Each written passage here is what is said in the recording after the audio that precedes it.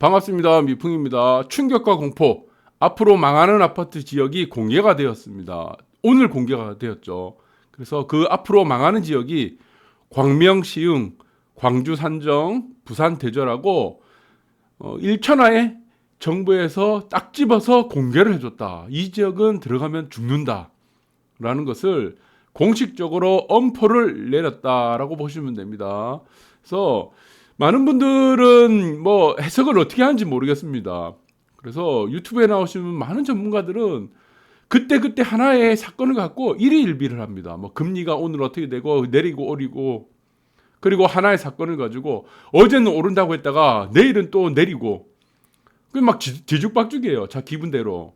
일관성이 없습니다. 그러나 미풍 선생 방송은 항상 똑같은 얘기 맨날 반복한다고 했죠. 왜 그렇습니까? 일관성이 있기 때문입니다.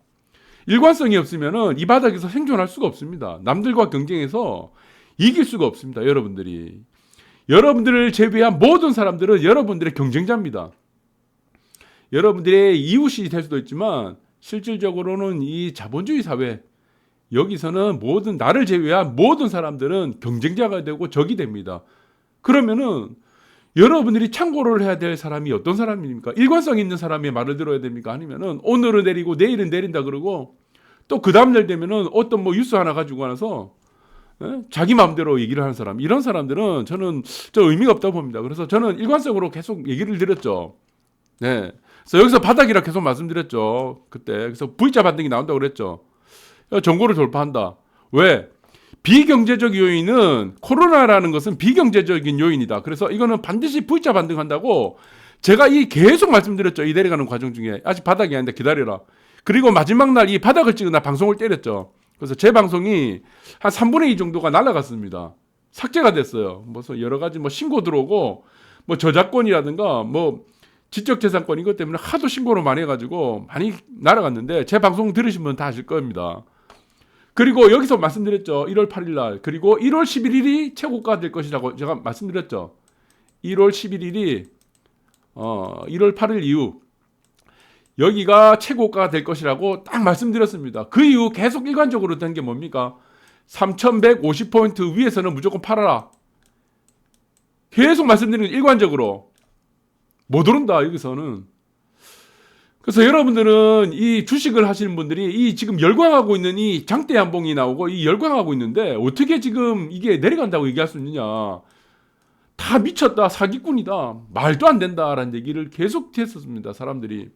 그래서 뭐 주식 방송하지 마라, 주식 얘기는 앞으로 언급하지 마라라고 많은 분들이 충고를 했습니다. 그래서 인류에 30억 명이 있는데 이 30억 명 중에 대한민국이 5천만 명이죠. 5천만 명인데 이 인류 중에 여기서 고점이라고 얘기할 수 있는, 과감하게 자신있게 얘기할 수 있는 사람이 도대체 몇 명이 있습니까? 여기서 바닥이라고, 지금 여기죠. 여기서 바닥이라고 얘기하는 사람이 누가 있겠습니까? 그렇죠. 부산 파동, 서울 파동, 이거 엘리엇 파동으로 해서 파동으로 전부 다 알려드렸죠. 네, 이 시기 몇 월 며칠까지 몇 시 몇 분까지 정확하게 다 알려드렸습니다. 그러나 여러분들이 반응하는 것은 무엇입니까? 99%의 사람들이 반응해요. 99% 사람들. 그래서 1%의 사람만이 이거를 이제 알게 되는 거죠. 네, 여기서 이제 1%의 사람만이 공감을 하게 됩니다. 그래서 돈에 눈을 뜨는 사람들, 돈 냄새를 맡는 사람들만 여기서 눈을 뜨게 된다는 겁니다. 그래서 제가 19년도부터 9월부터 방송을 했으니까 제가 조금만 일찍 방송을 했었어도 막 2000년대 뭐 초반에만 방송했었어도 제 방송을 들었던 구독자들은 최소한 뭐 몇십억은 벌었을 겁니다. 아마 제 방송만 꾸준하게 들으신 분들이는. 구주식이든지 부동산이든지, 특히 부동산 같은 경우는 12년도 같은데 13년도에 급락이 떨어졌죠. 금리가 최저점이 됐을 때, 서울 아파트 급락이 떨어졌을 때, 이때 갭 비율을 보세요. 전세가 비율을. 뭐 90%입니다. 90%, 뭐 100%. 돈 한 푼 없이 강남 아파트 살 수 있는 시기였어요. 그때 제가 방송을 했었다면 여러분들이 엄청난 대박이었다. 그리고 부산 아파트도 19년도 9월에 대세 찍고 올라간다, 폭등한다. 제가 방송 계속 했었죠. 그래서 여러분들이 이거를 참고를 잘 하셔야 된다.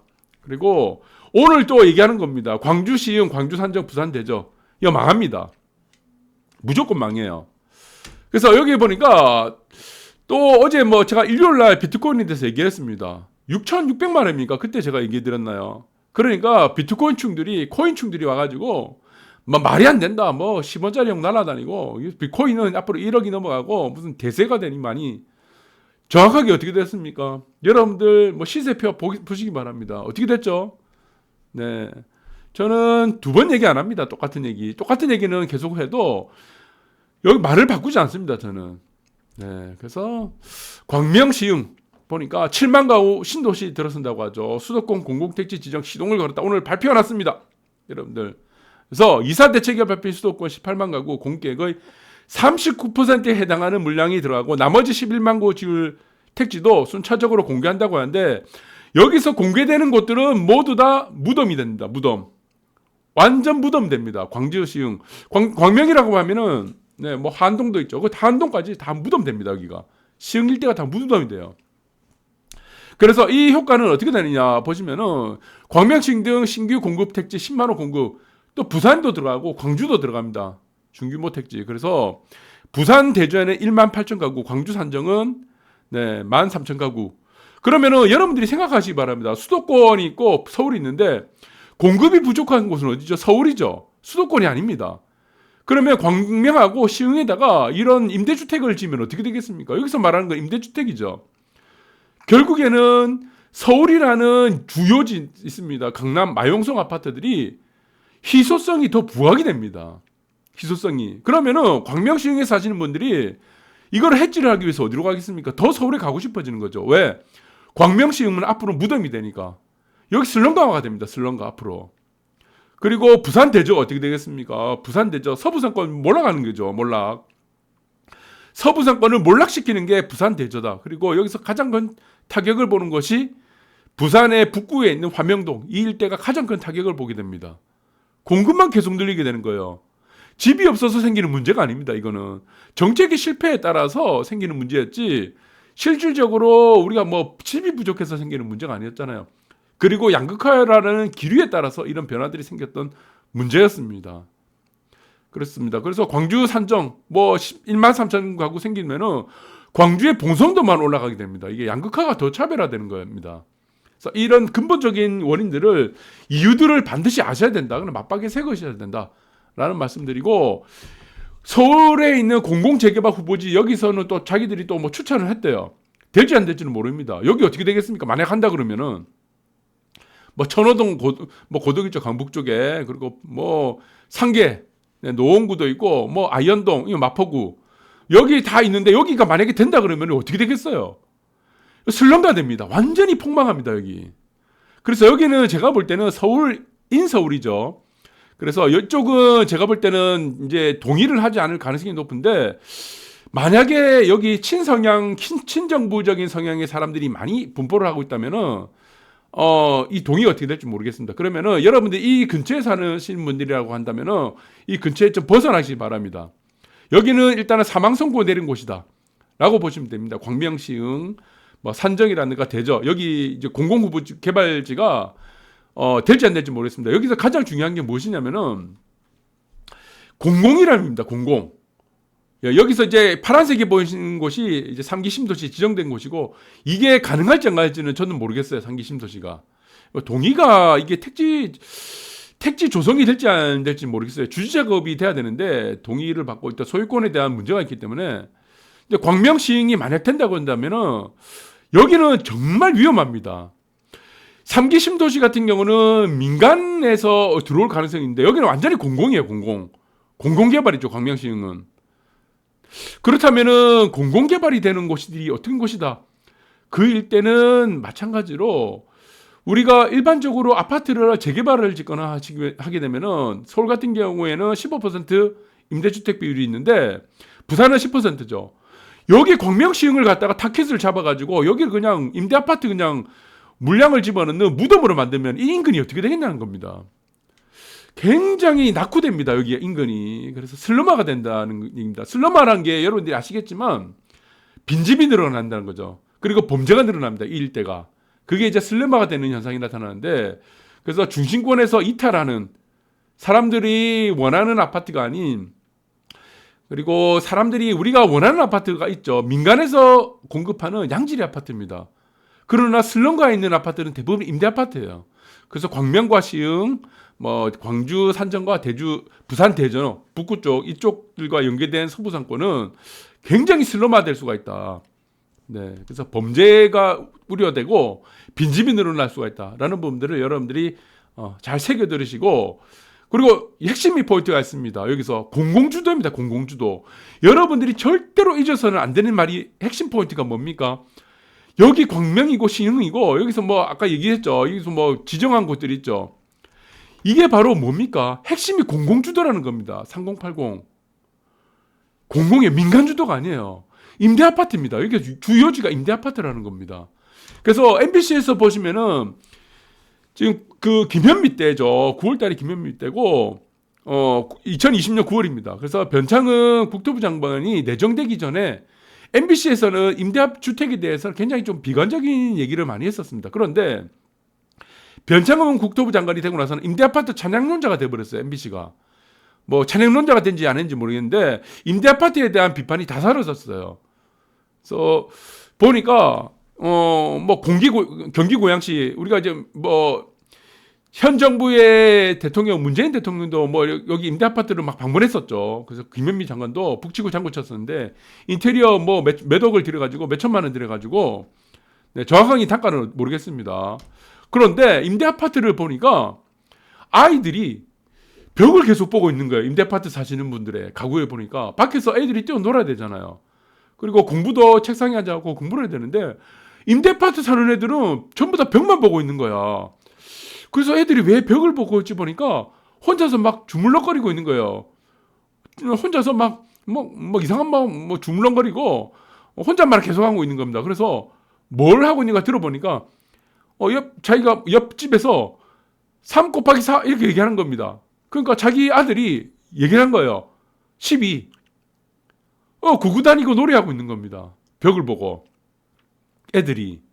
이 애들이 어떻게 되겠습니까? 창의성을 가져야 되는 이 어린 나이에 옆집의 애들과 만나지 않고 그냥 나가지도 않아. 벽을 보고 서로 뭐 구구단 게임 하는 거야. 구구단 게임. 이게 임대아파트입니다. 이게 임대아파트. 아시겠습니까? 그거 시흥하고 광명에 짓는데요. 상기 신도시하고.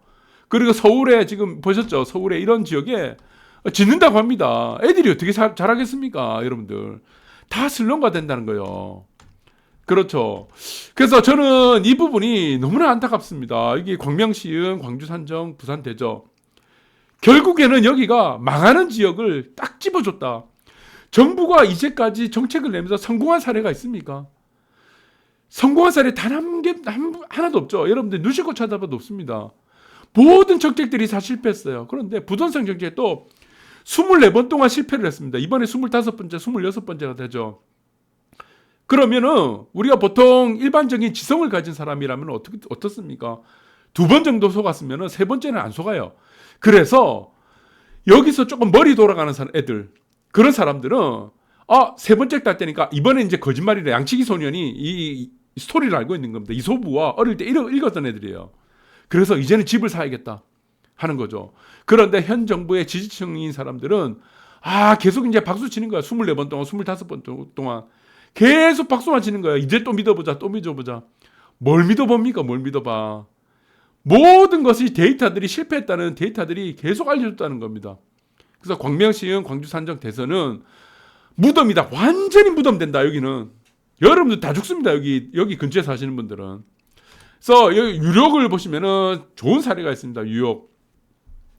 뉴욕에 보시면은 과거에 이제 주택난이 굉장히 벌어졌을 때 이 다리 하나를 두고 위에는 뉴욕시입니다. 다 뉴욕시예요. 그래서 뭐 브롱스도 있고 뭐 브루클린도 있고 맨하탄도 있는데 여기 맨하탄에 보니까 공급이 없는 거야. 땅도 이제 땅값이 너무 비싸고 하다 보니까 이 다리 하나 건너가지고 우리 여기다가 이제 뭐 브롱스라든가 브루클린, 특히 브루클린에다가 임대아파트 여기서 한번 만들어보자. 공공주도로 만들어보자. 이게 어떻게 됐습니까? 나중에 슬럼가가 됩니다. 완전히 슬럼가가 됩니다.